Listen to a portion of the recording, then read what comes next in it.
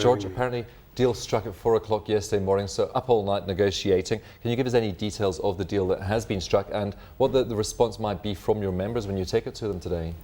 Maybe just a correction, it wasn't yesterday 4 o'clock. We started 4 o'clock, and this was this morning 4 o'clock. In actual fact, 4:30. The deal isn't what we wanted as Labour, but it is clear that management is not in a position to give more, and therefore, as Labour, collectively we decided to take this to our mandate givers, which is our members.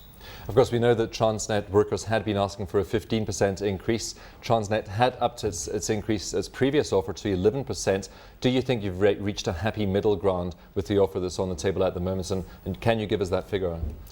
That is unfortunately not what I can do at this stage, because of the fact that we decided as a group not to give the detail through except to our members, and to make sure that everyone do understand it.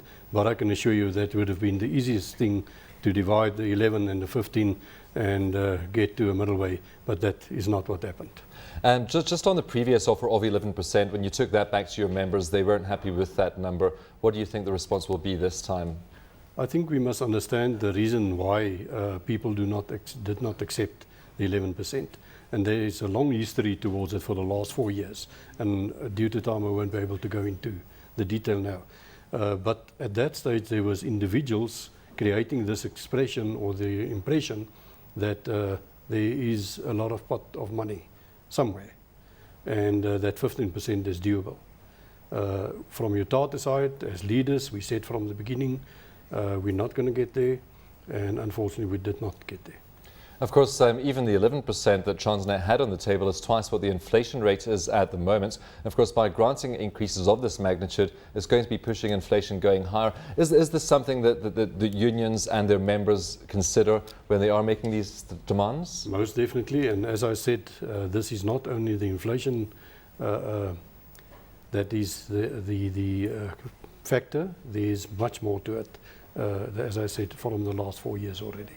How about the timing of the strike right ahead of the Soccer World Cup? And of course, we know that wage negotiations happen when wage negotiations happen. I mean, was it just ill-timed, or did you actually time it to come ahead of the World Cup to put pressure perhaps on the negotiations? Most definitely, I want to put it categorically. There was no link, without any doubt, to the World Cup. This would have happened even if the World Cup was next year. Of course, it was slightly unfortunate, and it does perhaps cause some reputational damage to South Africa ahead of the World Cup. Would you agree with that? Most definitely, and I would say that Transnet was totally irresponsible to move. Why not on the beginning already put the 11 on the table? Then there wouldn't have been a strike. But of course, that's not how wage negotiations happen, is it? Well, that is on the both sides now. Of course. Not only from one side. Economic costs to the country. I mean, have you considered the economic cost that the strike might have caused? Most definitely, and don't think, as a responsible union and a responsible president, that I'm not worried about it. And that is why I say we should have ended the strike after a day. George, how about the damage to workers' pay packets? I mean, does the union make up the shortfall? Do they go home with less this month? Most definitely, they will go home, and the union do not top it up.